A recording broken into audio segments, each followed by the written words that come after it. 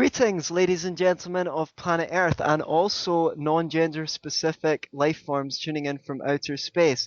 Thank you for listening to the Progressive Parent YouTube channel. I am tremendously lucky to have here with childcare expert Roslyn Ross. Hey Roslyn, how are you? I am great. How are you? Oh, I'm fantastic. It's great to have you on the line. Before we get into the interview, I'd just like to say a little bit about you. You can find Roslyn on her YouTube channel, which is under her name, Roslyn Ross, Roslyn Ross. Did I get that right? Yes. Okay, great. Roslyn's a childcare expert with over 20 years' experience working with children, 10 of them as a super nanny for wealthy who's who's in Beverly Hills. And before that, she spent a decade tutoring kids, many of whom had learning disabilities. She's well versed in parenting, child psychology, relationship psychology, the history of childcare and family life, childcare around the world, philosophy, and physical health, having read over 400 books on that subject, and more importantly, having put what she learned into practice. She now writes and lectures on parenting and has just opened up an innovative childcare center, school, and camp called Rosalind's House in Los Angeles. Before we get into discussing some of your approaches to childcare, you put out a really entertaining video called How Not to Talk to Children or Anyone, which got like 35,000 hits so far or something like that. Yeah. Wow, I thought it was really, really funny and insightful. I'd just like to know what inspired you to make that video. The funny thing about that video is that I wanted to make videos like that, and I was inspired to make it because everything in that video is things that I see people say to children, and and it really bothers me how parents like me are the ones who are made fun of on television. We're always like some kind of joke, and everyone laughs at, oh, you're not saying no to your children, but you don't have good control over your children. Ha ha ha, you're retarded. And I really wanted to make some edutainment videos where I got to invite people who are parenting like me to laugh at everybody else. And I made that video with my husband. Like, I had to beg him to please make that video with me, and he did one take. And I made it so that I could put it on YouTube and send it to my friend and ask her if she would be interested in making more of these videos with me. And she didn't really understand the video, and it didn't really go anywhere. And then a couple months passed. I totally forgot about it. And one day I woke up and my inbox had exploded with, oh, I had suddenly had 10,000 views, and a blogger had picked it up and found it. I don't even know how. And suddenly all these people were watching it and commenting on it, and it was really, really fun. Wow, that is amazing. And it's a shame that your husband was camera shy because I think he did very good in the performance. He was awesome. I know. Yeah. So, what are your views on how parents should talk to children, and what are your objections to the ways that you generally hear adults interact with kids? Well, for the most part, parenting today makes me feel sad because I think parents have a really hard time relating to their children and spend a lot of time and energy trying to control them and get them to do this or that and get them to think or feel this or that rather than relating to them as people. And so my goal, I guess, is just to help people see um, that children are people and they can be talked to like people, and if you treat them like people, they will act like people, and and that you can have an incredible relationship with your child, and that's the only goal. Because when I was working, trying to help parents change their children into who they wanted their children to be, when I was working as a super nanny, um, what I learned is that you can make children be a lot of things. You can make them get good grades. You can make them lose weight. You can make them go to law school. You can make kids do. But what you really want as a parent in the end is to have a good relationship with your child and to have a kid who genuinely likes you and who genuinely wants to talk to you and who wants to come home for Christmas when they're 35. And I think a lot of parents miss that. They get caught up in this idea, this cultural idea of being a good mom or dad. And there's all these strange things that a good mom or dad have to do. And you get caught up in that. And instead of being who you are and being authentic, you're like, no, no, no. But this is a good mom reads to her kid every night. We have to read. That's what we have to do. Even if you hate it, and even if your kid hates it, you're not even noticing, you're not present, noticing what's really going on. You're busy living this job description that you've been handed by some random people who write shows on TV. That is so wise, and it put me in mind of a couple of things. One is that John Lennon reportedly said when he was young, his mum told him the point of life was to be happy, and he went into school, and the teacher asked what did he want to do with his life, and he said he wanted to be happy. She said, "You didn't understand the question," and he says, "You don't understand life." Oh, There seems to be an underlying assumption in the way the kind of parents that you behave, who are sadly very much in the mainstream at the moment, that children are not sufficient in themselves and don't have everything they need to grow up to healthy, happy, responsible adults who are competent, and that somehow we as grown-up children essentially have to shape and mold them in order for them to have any chance of getting by in the real world. And yeah. that's why we have to do all these things by all these archaic rules, Yeah, people won't learn anything unless you make them, unless which you force them. which is so sad because more often than not, the truth seems to be that the more you force people to learn, the more they see the concept of learning as a bad thing. Oh, 100%. There's every bit of research done on what is it, reward and punishment, the style of school that we do. You know, you memorize this, and I will give you a good grade and pat you on the head, or all of it has shown that reward and punishment doesn't actually work in the long term. It's very effective in the short term, but it whatever you reward children for, whether it's altruism or good grades, they will end up coming to resent because people, whether they are 3 or 33 or 63, they don't enjoy being controlled. And we all have a natural inclination in our head to detest whatever is attempting to control us. And if you're being controlled to share your toys or to spend all day every day memorizing random things, you will come to hate it. So true, and a reward or a punishment might be effective so long as the judge is present to reward or punish, but as soon as they're out of sight, then um, Exactly. exactly. Exactly. So And also, then, wait, just on that note, and then you end up with an internal kind of psychology where you think about the world in terms of when you're a good boy and a bad boy. And there's also really interesting research on people and the way they think about goals. So if you're trying to lose weight, for example, and you are good today, you were so good and you went to the gym, now you feel like you deserve a reward because this type of psychology that you're raised with gets stuck in your head.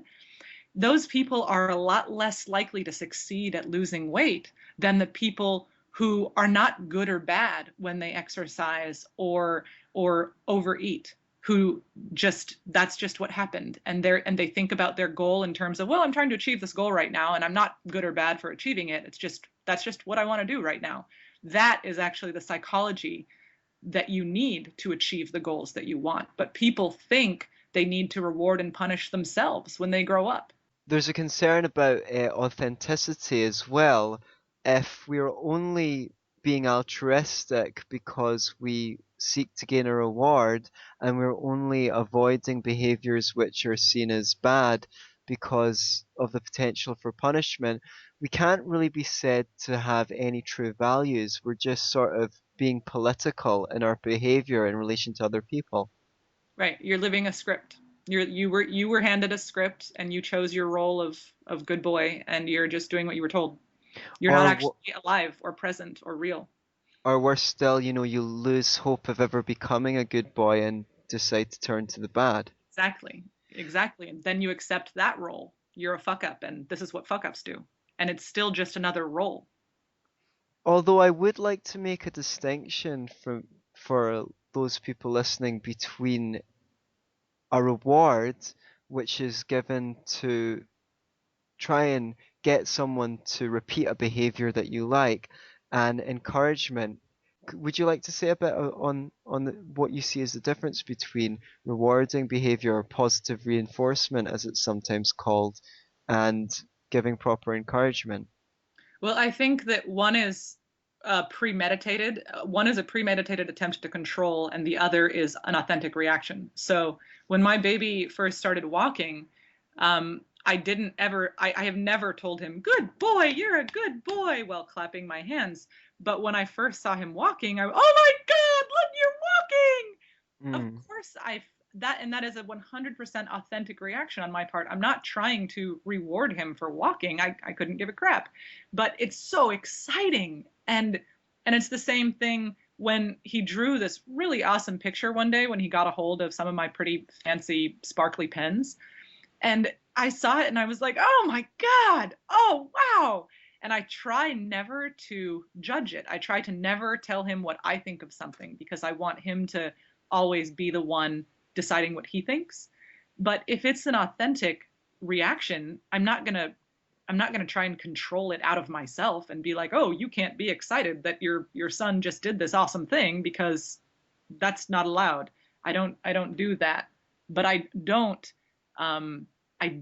ever premeditate and think, "Oh, Anders, you shared. Oh, that's so awesome." I'm not going to, I don't use verbal rewards. So if I am wanting to see a certain behavior continue, like say when he gives me a kiss and I just want him to give me kisses whenever he wants to give me kisses, I might say I really liked it when you gave me a kiss because that's the truth. But I don't get to say, "Wow, you're a good boy," or "You're a good person when you give your mother kisses." right, great. Yes, we're not trying to mold people who fit into the image of what we'd like them to be, but who can understand their our experience of what they're exhibiting. Yeah, we're allowed to be ourselves. I believe in authentic reactions, and the same as with negative reactions too. If my son has some food and he throws it on the floor, I can look him in the eye and say, "I don't like it when you do that." And I'm not saying you're bad, and I'm not saying I'm going to punish you, and I'm not saying I don't love you anymore. I'm not going to start not talking to him until he picks his food up off the floor. But we're two people and we're in a relationship, and if my husband threw food on the floor, I would look at him and say, "I don't like it when you do that." So of course I'm going to give my son honest feedback, and that's that's an authentic relationship, and I hope he gives me honest feedback too. So, what would you say to the objection that some people might have, which is that, later on in life, people are going to get rewarded for hard work, and they're going to get punished if they don't follow the rules. They could even end up in prison if they don't learn to obey rules. And how are you going to create an environment that reflects the reality of the world after they leave your house when you're not imposing punishments and rewards? So that you have two questions there. The first one is the fear that children raised without reward and punishment will work hard. Do people work hard without rewards? And that's a really interesting question. And that question is exactly what led me to the study of hunter gatherers. I find them to be a fascinating group of people because they don't have the reward and punishments that we have. And they're often, I mean, they spend a lot more time laying around and hanging out and just doing whatever than we do. And the question is, who's happier?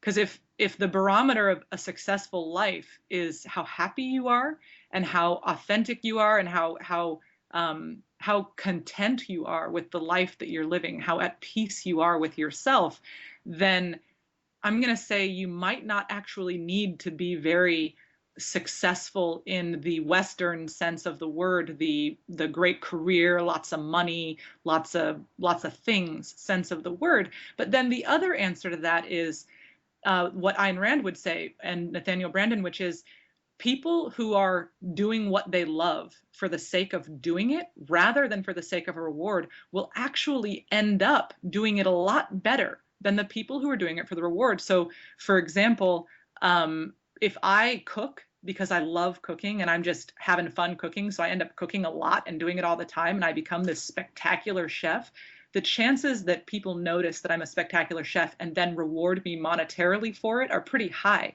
Whereas if I can't really figure out what I like to do, but I imagine I could make a lot of money being a cook, and so I make myself cook in my free time and I study it and I make myself go to school and I kind of hate my job and my life, but I get paid well for it. Um, I mean, which of those people is going to actually end up be making more money in the end? Yes, so what we're talking about is the distinction between extrinsic motivation, the motivation to do something for some kind of reward that it doesn't inhere in the activity, and intrinsic motivation, which is self-motivation, wanting to do something because you enjoy the very activity itself. Right. Both of those are pretty natural in themselves, according to Carol S. Dweck, who's an expert on motivation. But extensive research shows that motivation to learn for the sake of learning is actually inversely related to a desire to learn for great achievement. In fact, maybe every study that's ever investigated the impact on intrinsic motivation of receiving grades has found a negative effect.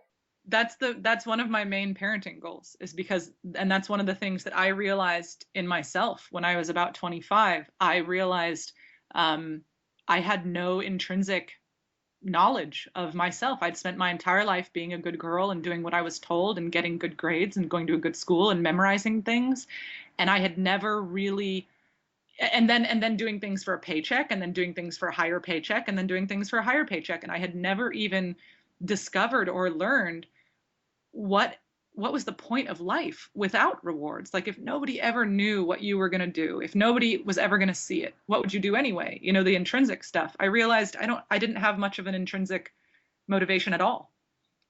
So Right. that's And if you think of those people who were really intrinsically motivated, well, just a Mozart or a Beethoven would never ever see playing the keyboard as practice. They would see it as doing what came naturally to them to do, and they would play their instrument the same way that we might sit in front of the television after a hard day's work. That was just what they enjoyed doing. It's the same with people who solve really important math theorems. They think it's fun. That's what they're doing for fun. They're not doing it because somebody's like, I'm going to give you a big paycheck for solving this theorem. Anyway, but I wanted to move on to the second part of your question from before, which was Sure. the fear that children raised without a ruler will enter a society in which there are rulers and you must obey them or you could end up in trouble.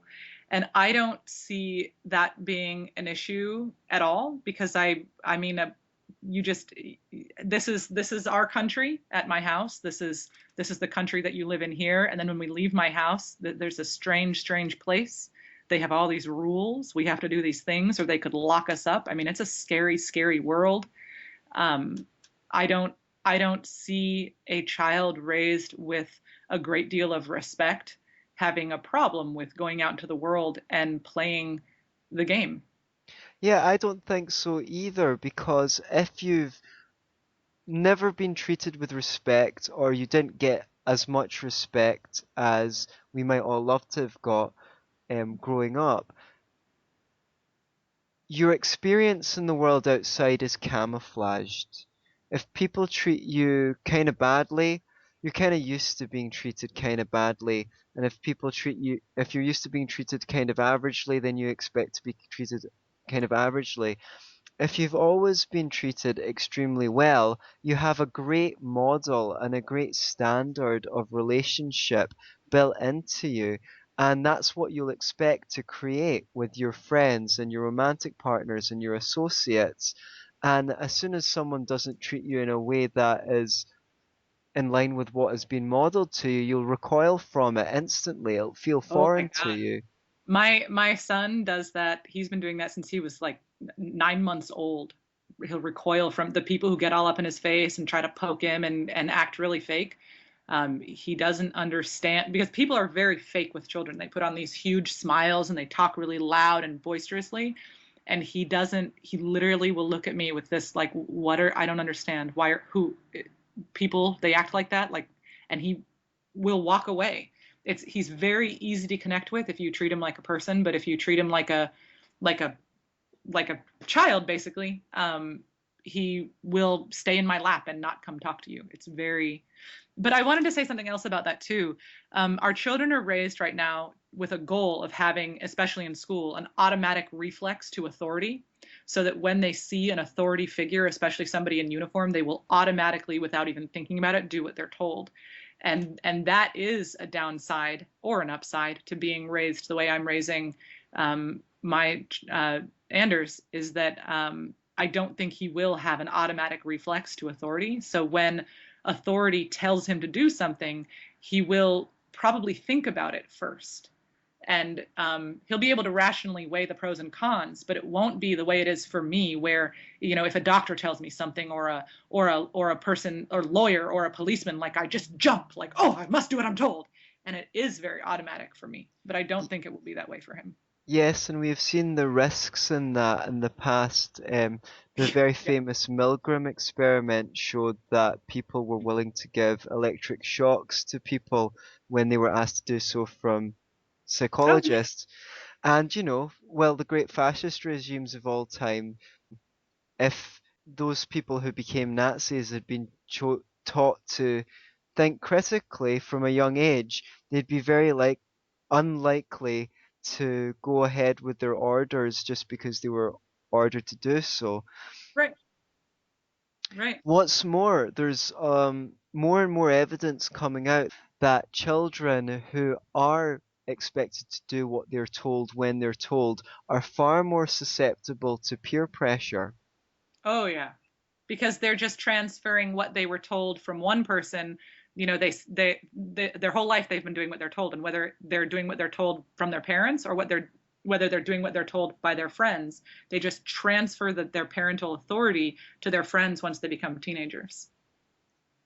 So we've talked a lot about what we don't like, which is threatening children, bribing them, and making them do what they're told when they're told. What are your approaches for parents who have very difficult time relating to their children and think, well, sometimes I get them to come along when I want them to come along by saying, if you come, you'll get some candy later, or we'll go to McDonald's. Or if they're not getting compliance, they manage to gain compliance by saying something like, you're grounded if you don't come.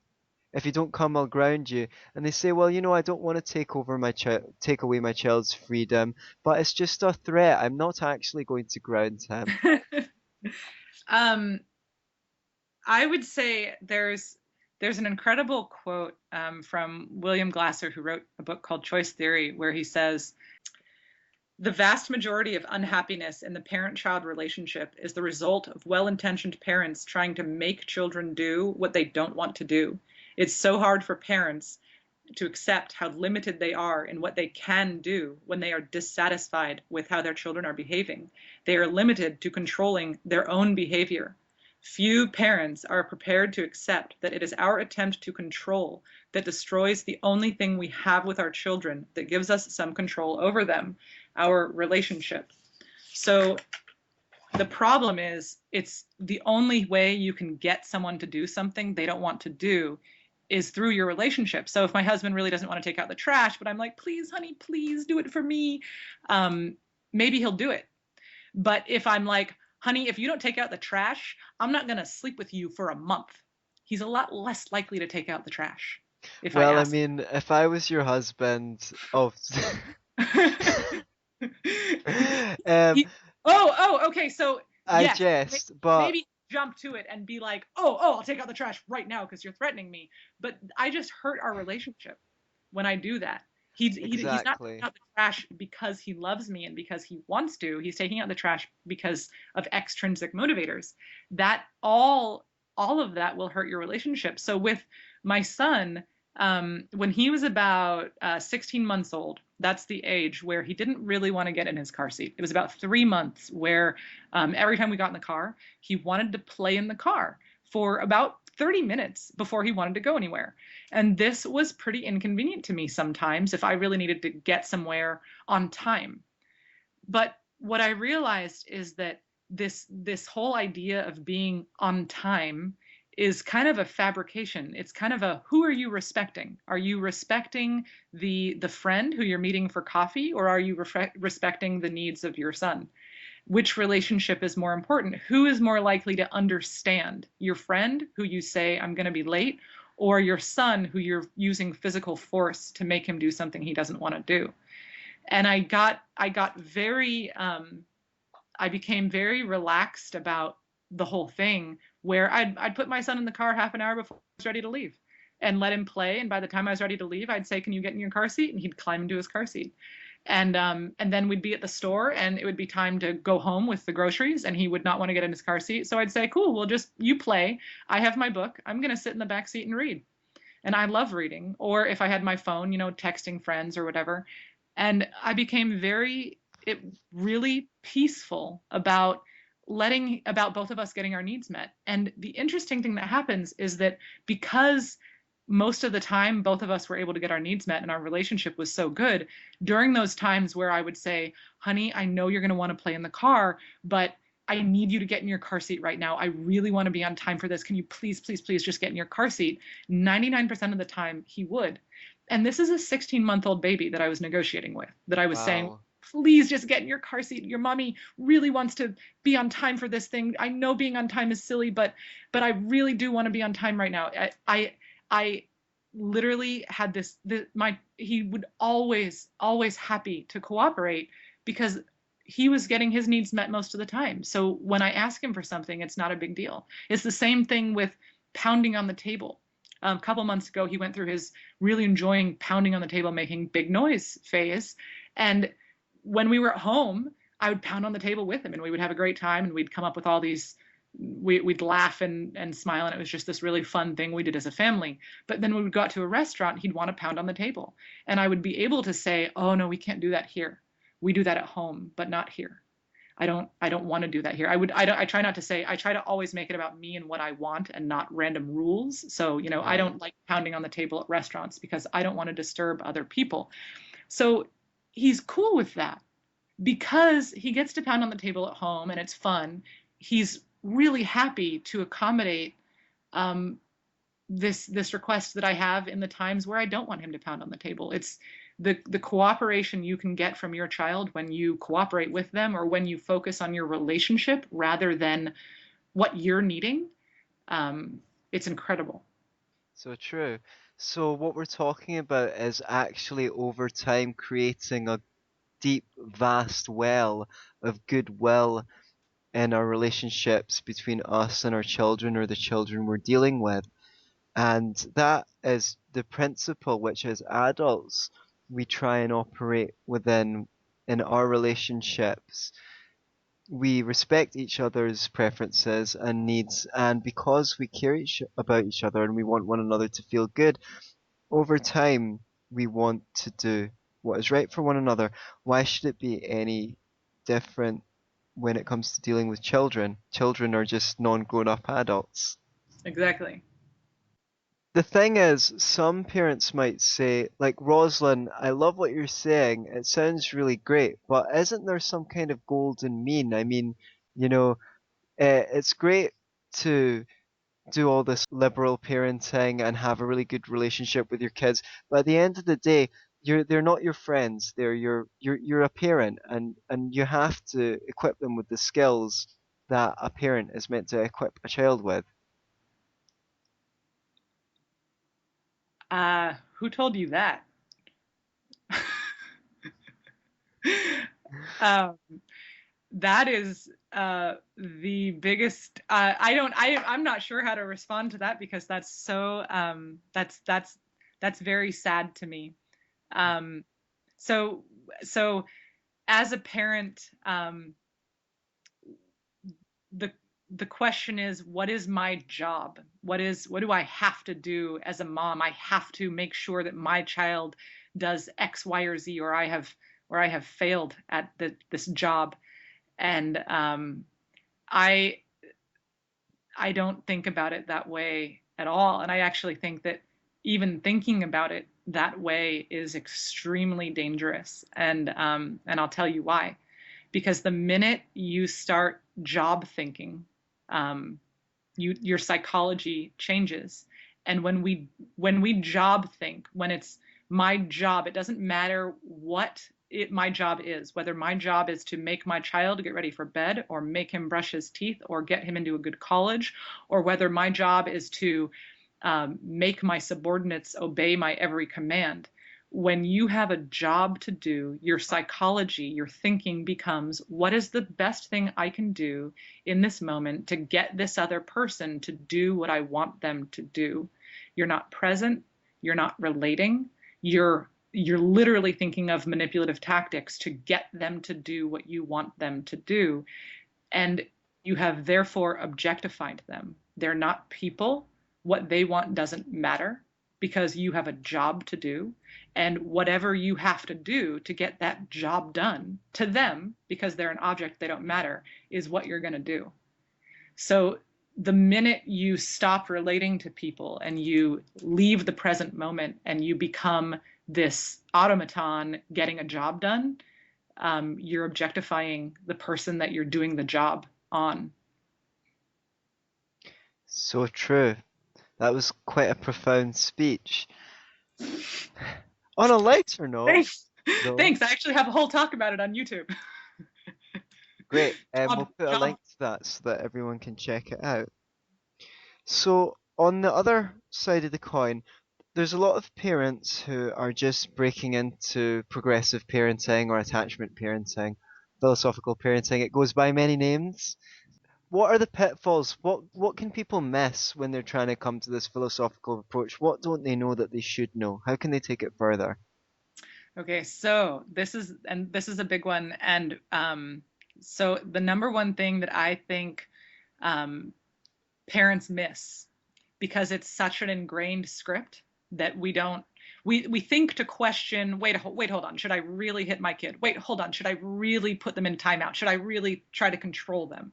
We think to question that, but what we often don't question is the concept of our child as a child, that they're just little, that we can't be angry in front of them. We can't expose them to death. We can't expose them to sex. We can't expose them to real life. They have to be sheltered from real life. A lot of parents who they struggle. They're like, okay, wait, hold on. How can I respectfully prevent my child from knowing these things? Or how can I non-coercively make my child go to school?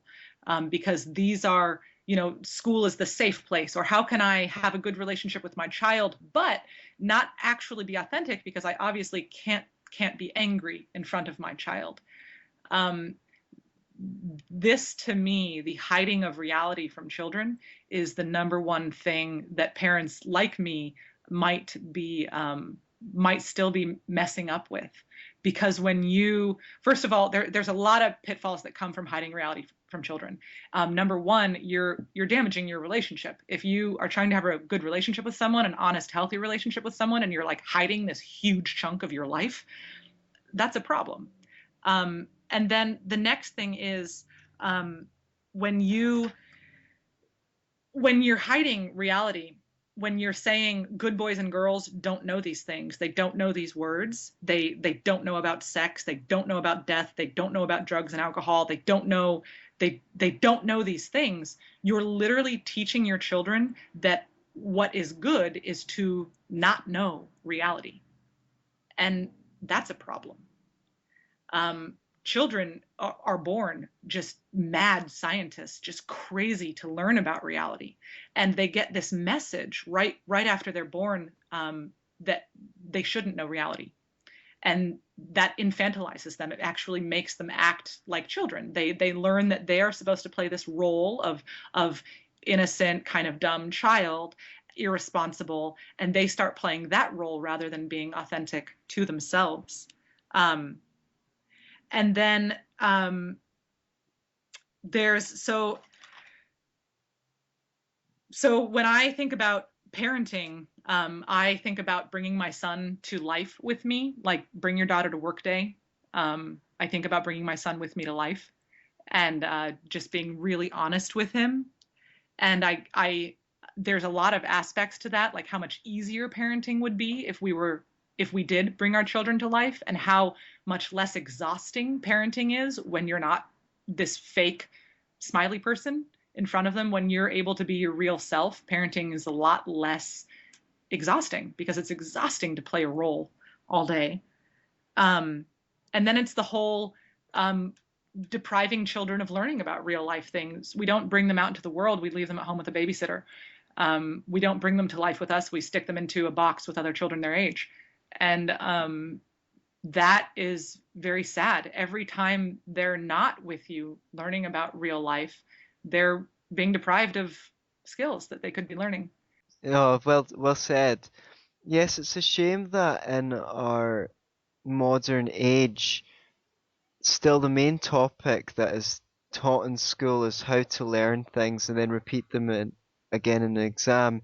I mean, that's probably the least valuable skill these days because anyone can go and learn anything on Wikipedia or Google that they need to know. Well, and and Learning things by rote and then repeating them out again is less of a practical skill than ever in human history, at least so far as we've recorded it. Well, and absolutely. And then the other thing is and you know, I could go on and on about school, but for me, as you know, the main thing that I think about is my relationship with my son. And I think, what does school do to that relationship? The number one thing school does is school takes my son from me and raises him for me. So my son is learning how to socialize and get along with these people, and he's learning rather than me, my son is being raised by not me, which makes him a lot harder for me to relate to and get along with, especially depending on the values that the school is trying to force down his throat. And then the other really big problem with school and modern parenting, I think, is fiction.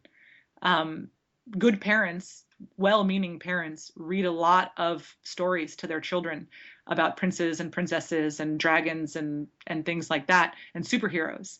And the sad thing is that children under the age of somewhere between 5 and 7, they can't really differentiate between reality and fiction.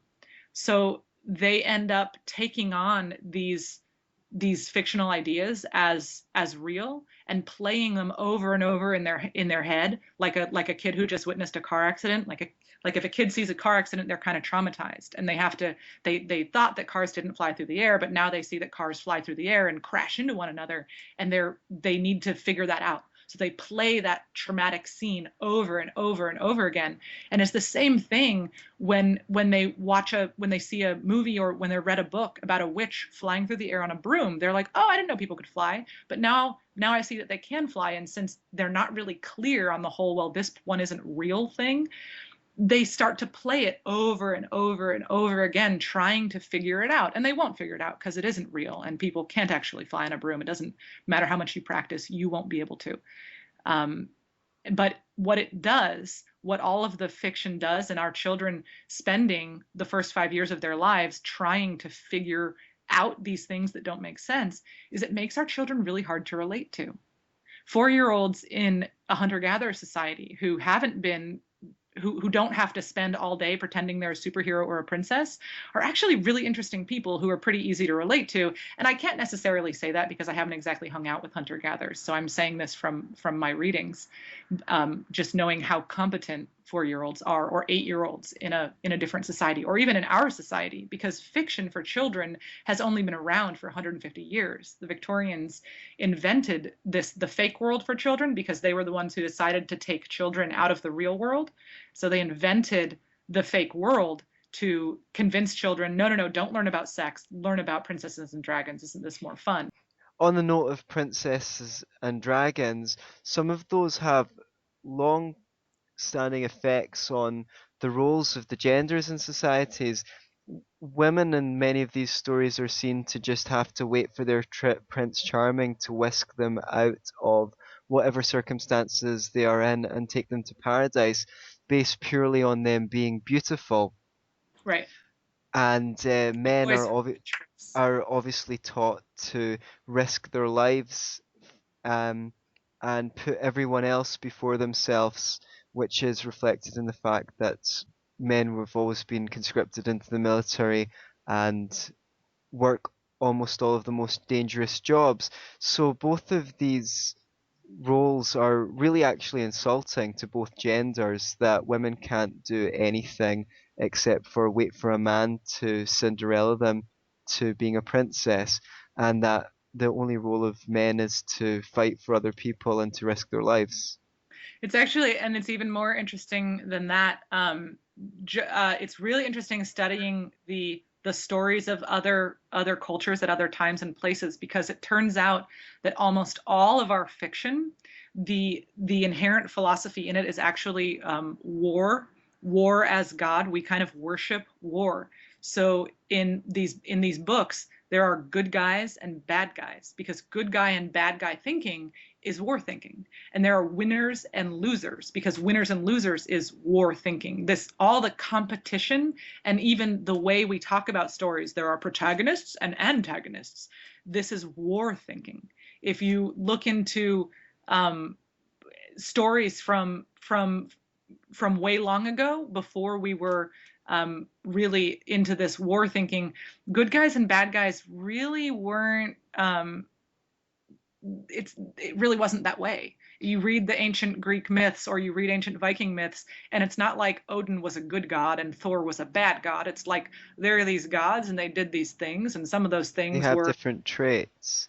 yeah, well, and here's something that they did and it really sucked for so and so, but that's what he wanted to do. That they're not judging the way that all of our books are moralizing and teaching children this is what's good and this is what's bad, because it's that type of psychology, I'm good and you're bad, that enables you to go to war. That's Joseph Campbell wrote a lot about this in his books about modern religion, and it being, our first religion, they were humans were trying to figure out how to deal with killing animals. And so a lot of it was about how the animal was willing to sacrifice his life for those humans who were hunting the animal.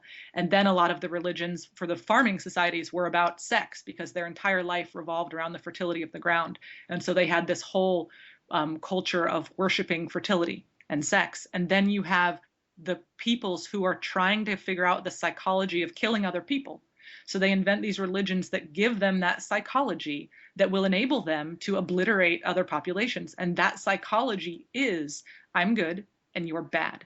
And as soon as we have that psychology about how other people are bad, we can go kill them because they're bad. We can be angry at them, we can hate them, we can kill them, we can control them. And It it's that. sort of reminds me of the movie Inglourious Bastards, where it was like, well, I want to write a movie about people killing lots of people. Well, if we make them Nazis, then no one will really care. Yes, we can have bloody murder scenes about killing Nazis because they stop Yeah. being people. You mentioned the Norse mythos, and I was always fascinated by the character of Loki because he starts out in the sagas as a trickster god who likes to play tricks on other people. And over the course of the story, his tricks get a bit more mean Yeah. until he convinces someone who is blind to kill his own brother, at which point everyone turns against him because he's committed an inexcusable act. But the sagas continue after this point, and the character develops through the stories. He's invited to a banquet under the sea, and everyone's in a bad mood with him. But earlier on in the sagas, one other god had promised that Loki would always be his brother, so he stands up for him even though he's not pleased with his behavior. And I think all rich fiction doesn't paint people as purely good or pure evil, but as nuanced characters who don't only have a whole bunch of traits, but are able to change, and their Yeah. relationships with other people change as they change. The kind of thinking that you spoke of, the kind of moralistic thinking, um, we can see so many poor consequences of that. Even the idea that if a child does wrong, you punish them. That's a enemy image. And why not explain to them what the implications of their actions are? But when we bring up children with this black and white view of if you're bad, you get punished, if you're good, you get rewarded, then we end up with travesties like the prison system that are full of people, many of whom are guilty Not of no crime that had a victim, many of whom are guilty of no crime but were put in there due to plea bargaining, and there's no rehabilitation going on. No one even thinks about rehabilitating criminals. The idea in the mainstream is if someone does something wrong, then we just give them an unpleasant time. It's such a waste of resources. It's so expensive, and we and could so we inauthentic. yeah we It's so insane how if somebody robs you, rather than them paying you back, you send them to jail and you don't see a dime. You in fact pay more of your money to keep them behind bars. It makes no sense. we could have been experts in rehabilitating difficult people by now if the resources we'd spent on upkeeping the prison system had been channeled into that. It's the same mentality that sends us to war. Go on. Here's an interesting way to think about it too, especially in a nuance of talking to children. I read a great article called "The Anatomy of Slave Speak." It's online, it's free, and it's about the verb to be and how the verb to be is a real problem. And most hunter-gatherers, well, I can't say most, but it's been mentioned in quite a few of the books that I've read that certain tribes of hunter-gatherers don't actually have a verb for the verb to be. Now, whenever you use the verb to be, you're probably making a judgmental statement. So instead of if you and you're also probably being less clear than you could be. So instead of telling your son like you're a good boy, what do you really want to say? Like, oh, I really like what you just did. I really like that you shared your candy with that child. That's what you're actually trying to say, instead of judging them. So it's the same. It's the same with anyone. When your wife um, looks really nice and you are beautiful, you're making this big giant statement, this big judgment, and instead you could say, I really like the way you look tonight, And because then that she might be worried that she's not beautiful in the future, and she won't get so many compliments. Even being on the receiving end of a positive judgment is kind of patronizing because yeah. someone is standing up in judgment of you. Yeah, and it's not authentic. It's never as accurate as what they could really say. When you study nonviolent communication, it's like the truth isn't, wow, you are a good man. The truth is actually what you did made me feel really happy because it made me think that people behave this way, or it's never as authentic as what you could say if you didn't use the verb to be. So I find it a really interesting exercise for myself, just being really aware of that particular verb. Well, thank you, Roslyn. I'm glad you found my behavior so pleasant. So, speaking of authenticity, or not speaking of it since I seem to have just shut up. So, you were saying that we don't want to shield our children from the truth, and that becomes particularly apparent and also difficult for us when it comes to things such as you've said as honestly expressing your anger or your frustration, especially if we've been taught not to listen to ourselves from our own background. Now, we want to raise authentic people, and if we can't be authentic ourselves, how can we model authenticity for our children?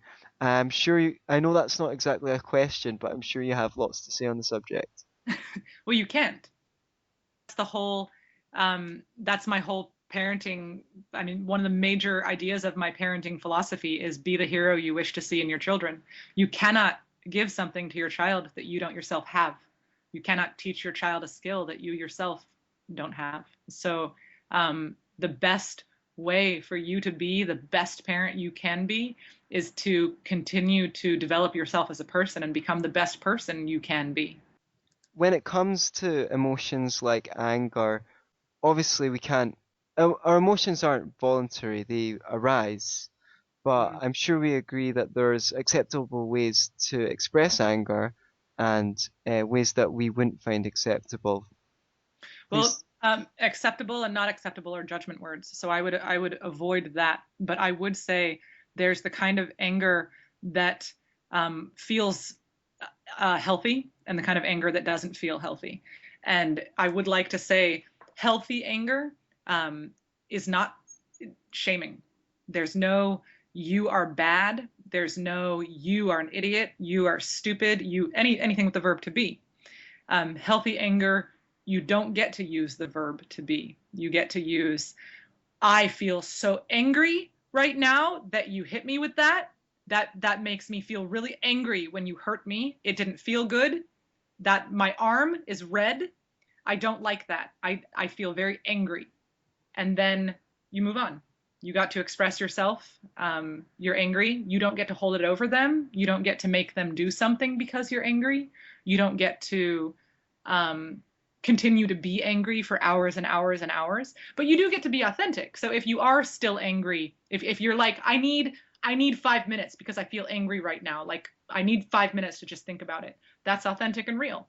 Um, but there's a great book on this subject called Unconditional Parenting by Alfie Kohn about not because a lot of parents who decide not to reward and punish their children will accidentally emotionally reward and punish their children. They'll use a system of love withdrawal and love reward when in order to control their children, and it's the same thing. Okay, so there's no extrinsic um, you know gold star, but it's the same idea where your child is lives in constant fear that if he does something wrong he will lose your love.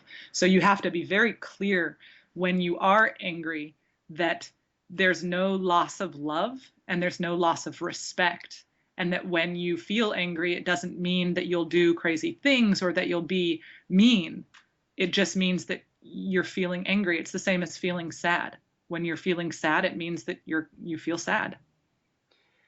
Yeah, I'm glad you mentioned that about love withdrawal because I think it is one of the most prevalent ways that parents reward and punish children. There's this view that if the child's being bad, you can't give them love or anything like that, otherwise you're encouraging them to be bad. Oh, so sad. I know it's very sad.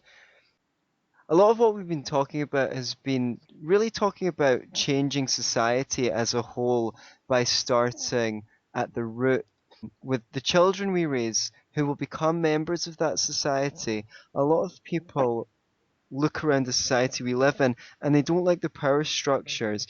They don't like the warlike state or the fact that the government spies on your emails or won't leave you alone and they have to fill in too many forms and things like that. Everyone, regardless of where they are in the political spectrum, has their reservations about government intrusion into their lives to some degree. And then they look at the workplace, the capitalist workplace, and they think, well, that's very hierarchical, you know. Why is it that there's bosses at the top telling everyone what to do and everyone just needs to do what they're told? Can't we have a nicer workplace where people cooperate together and there isn't so much hierarchy in the world?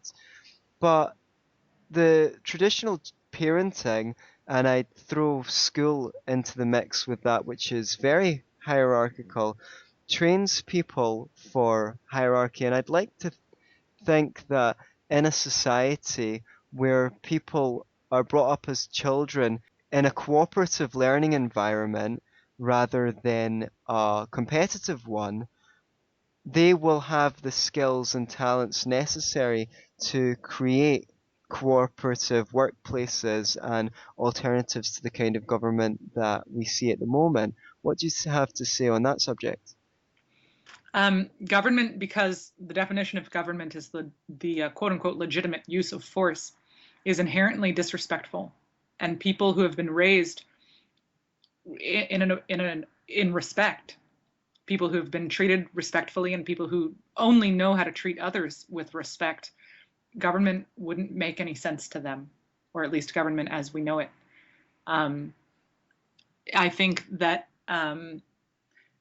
right now, the way we raise our children, we raise people who create the government that we have, who create the society that we have, the workplaces that we have. We raise people who are most comfortable in hierarchies, who that hierarchies make sense to them. They know their place, they know how to behave, they know what's expected when they are the subordinate or when they are the boss. And it's very sad, because the minute you're doing that, you're doing something because you know what is expected of you. You're in a script, you're playing a role, you're not in a relationship, you're not relating to people, you're not growing or thriving, you're dead, you're doing what you're told. And that's literally part of the definition of an unhealthy relationship is not existing in this moment, but rather just reenacting this script. And it's really sad to me. Almost so many of the parenting books out there, I would say the majority of them, describe this ideal relationship with children where it's not too permissive and it's not too authoritarian. A good parent is like a benevolent dictator, always always having a smile but maintaining control. And that is really sad. That's exactly where we get our government from. Our children are raised with this idea of benevolent dictatorship, and they grow up to create that world. That's what our governments are, extremely, I forget the word, patronizing. No, um, we're just doing this because that's what's best for you. We gotta help the people by making them do what we know is good for them. I mean, that's how our children have been raised. I'm gonna make you do this because it's good for you. So, Yes, you can't do anything yourself. We need them to protect us. We can't right. um, create our own systems to protect ourselves because in this modern society, we never get to grow up and be adults. No, no, we don't. But So, I mean, do we even know how adults, how respectful adults would behave with one another? I mean, it's crazy. well, I'm a great believer in so far the evidence I've seen that 70 to 80% of human behavior is adaptation to environment. So we really need to look at the environment in which we put ourselves and our children in. A seed needs a nurturing environment to grow. When you plant an apple tree, it doesn't give you anything back for years. You need to go out and put the soil and make sure it gets lots of water, and when it starts sprouting, gets lots of sun, and shelter it if there's too much wind. You might need to put a cane beside it so it doesn't blow over, and all these things. And before you know it, a few years go by, and next thing you know, your tree is appling, and there's apples for everyone. And I really think that people are like that too. You have to invest in yourself and make sure that you're in a great environment so that you can finally apple and offer the gifts of your nature to everyone around you. And I see that more and more with associates in their early 20s or mid 20s who haven't got that nurturing in their childhood and are now wondering why they have no apples to give. And the number one thing is, you need to get surrounded by people who love you and encourage you, and put good voices in your head rather than bad ones. Yeah. So sadly, too many of us have been deprived of the opportunity, but hopefully in the future there'll be more opportunities available for people to enjoy the kind of lifestyle which your children enjoy. and is becoming more prevalent. One of those opportunities you are personally responsible for creating, and I would love to hear more about Roslyn's house. Could you tell us a little about it? Well, it's so exciting. I've been meaning to invent it for years, and it's just so much work. And so I decided, so I put it off and put it off and put it off, and now, my son is 2, and I really find this way of parenting that we've invented, mom shut up in house with baby, or dad shut up in house with baby, to be unpleasant. I don't think that either parents or children were meant to stay home all day hanging out with just each other. So I've invented the world as I wish that it was, really, a way for children uh, to, and I'm always thinking about this too, because I believe in children being a part of the world rather than being excluded from it. So when my husband and I bought this house and we were laying it out and figuring out where furniture was going to go, I always had the thought, I always want toddlers to be welcome in my home. So how would I lay out a house that will always be toddler friendly? Because whether or not I currently have a toddler, I think the world should be a place where toddlers are welcome. So naturally, glass and stuff will be kept on higher shelves, and I don't even think bookshelves that touch the ground are appropriate. I think all bookshelves should be, out of the reach of a toddler. Um, and obviously, light sockets, I like the ones that are high up, not the ones that are right next to the ground. Um, though I'm not really sure if that's a real issue or if that's a fabricated one by advertisers. But Roslyn's house is a place where there are a bunch of grown-ups doing living their lives. So there's the person who does the gardening and takes care of the chickens, and there's the person who's cooking and cleaning, and there's the childcare specialists, and then there's a couple people running a business, a healthy lacto-fermented root beer business out of the garage, and all of these people, and then there's visitors. There's the visitors who just come to sit in a rocking chair and knit, or who come to practice a dance routine, or who come to um, practice their Krav Maga, or to swim in the pool. And all of these people are just grown-ups or teenagers who are doing what they want to be doing. And the smaller children who are a part of this world, the children who are under 6, get to join in or not. There's no coercion. There's no like, you need to sit here and play with these sparkly toys. Everyone get in a circle now. We're gonna have fun. There's none of that. There's no like, little children would enjoy doing this.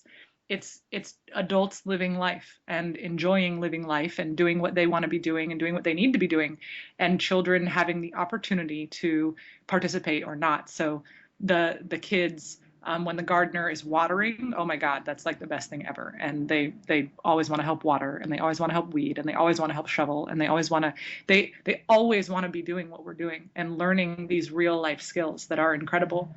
And then older kids, the 6 to 12 age group, what's there for them is the business. So they can have real business experience. They can learn to do math and reading in the context of actually running a root beer business, rather than this arbitrary thing in a classroom that doesn't actually make very much sense. And the interesting thing is that we removed children from the world pretty slowly. I mean, we let teenagers work in the US up until the Depression. That was when we finally outlawed and said, look, we don't have jobs for teenagers, don't let them work.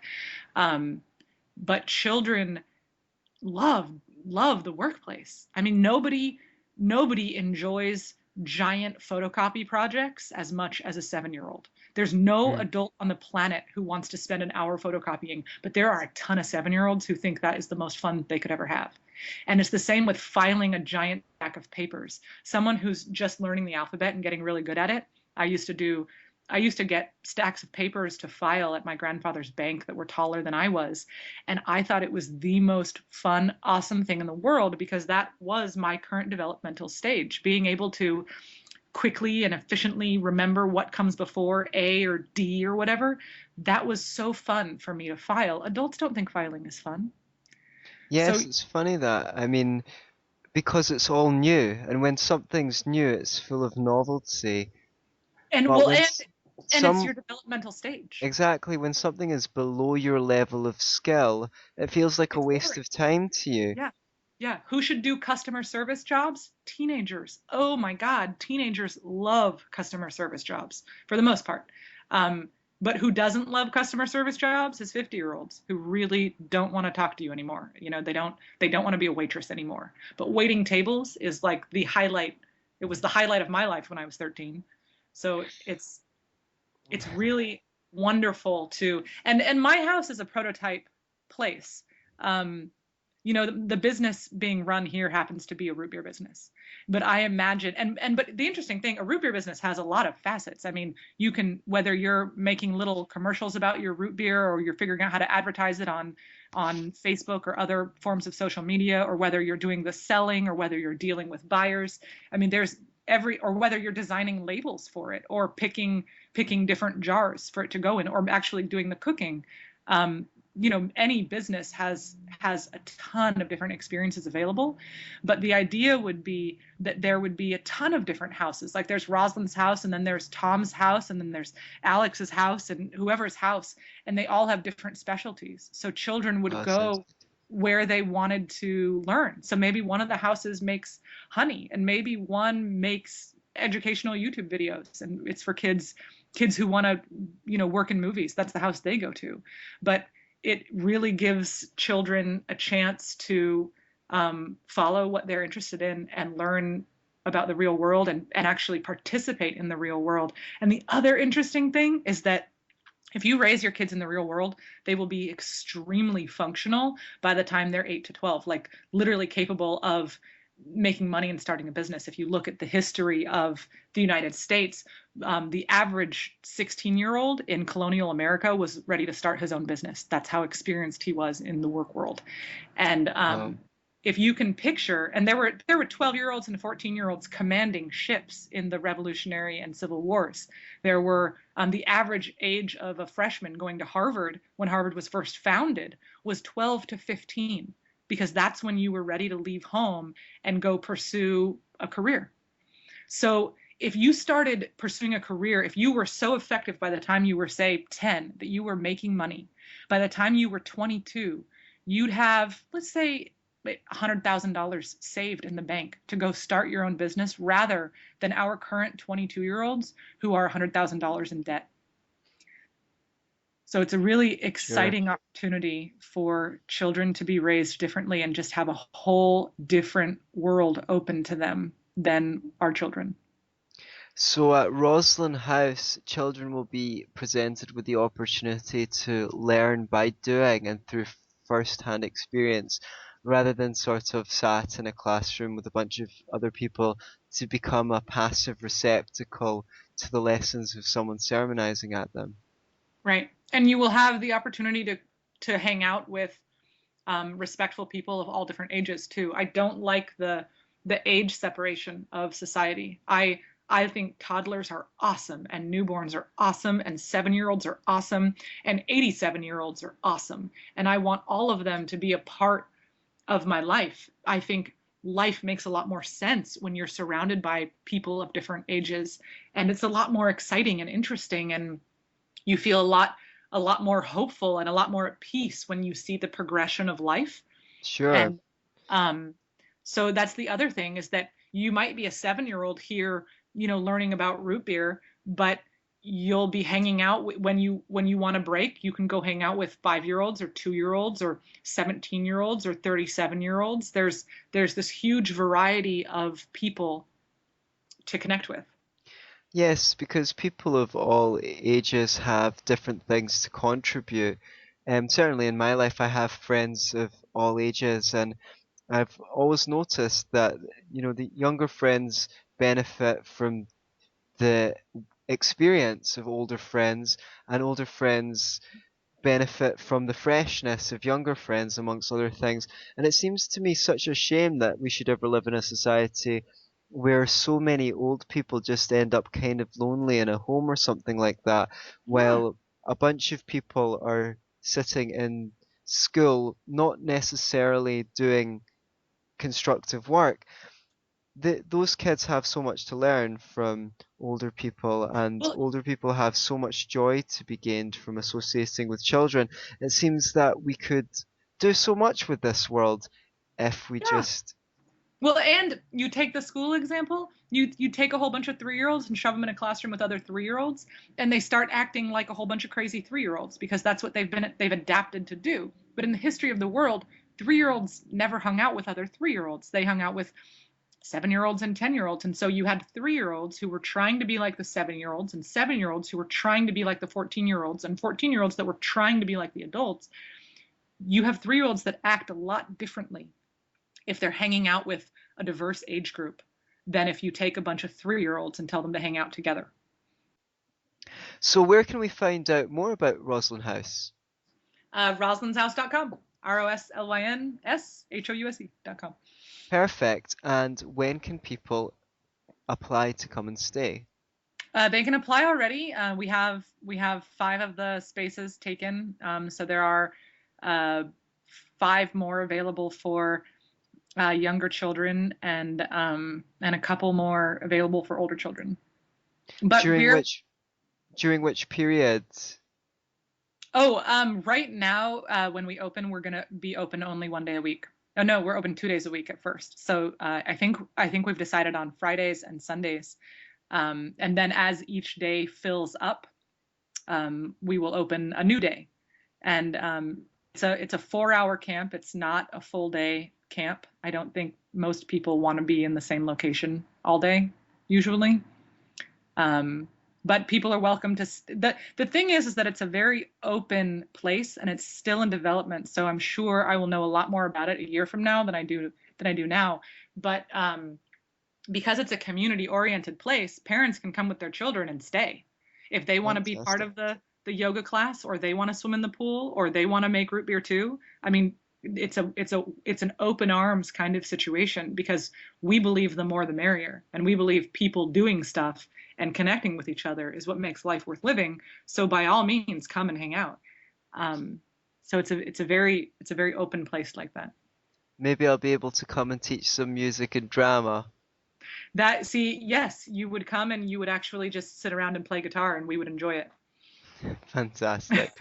Well, Roslyn, I can't tell you how much of a pleasure it was to speak to you this evening.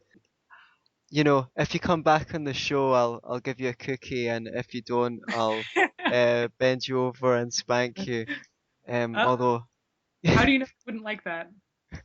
oh well, even if you liked it, I think your husband might object. Yeah. True. So, that's really fantastic to have got the opportunity to speak to you and for you to share everything that you've shared with us. Just for people once more, you can find Roslyn's website at roslynshouse.com. That's Roslyn, Roslyn, with an S tagged on the end. roslynshouse.com. And you can find her on YouTube. Oh, and I also have a blog. Oh, It's fantastic. Shout out the blog. it's blogspot.com/Roslyn Ross. It's my name, the same as YouTube. Okay, fantastic. What a pleasure. Hope to speak to you again. Take care now. Thank you so much for having me. All right, bye. Bye bye. In Florida, right? No, Los Angeles. Oh, damn it. I'm going to edit that out. She now writes and lectures on parenting and has just opened up an This is terrible. This never happens to me, honest. This is the first time ever. I feel honored. Sorry, just a second, Rosemary. Take your time. I'm really enjoying it so far. It seems really organic to me. How are you feeling? I'm feeling great. Yeah, I'm this is just really fun. It's so fun to share these ideas with people who agree and then can add to it, rather than people who are just trying to come up with a scenario that, yeah, well, what if my, it's just so neat. It's so fun to connect with someone like you. This is Oh, really fun. thank you. I'm glad you're enjoying it as much as I am. I'm just going to stop the recording and start it again so that I've got time markers, okay? Okay. Yeah. She blah blah blah. Write It's some one of those lecture. funny edits that you don't need to edit. But anyway, go Oh, on. we'll put these in the end as outtakes, okay? Okay. No, I'm just kidding.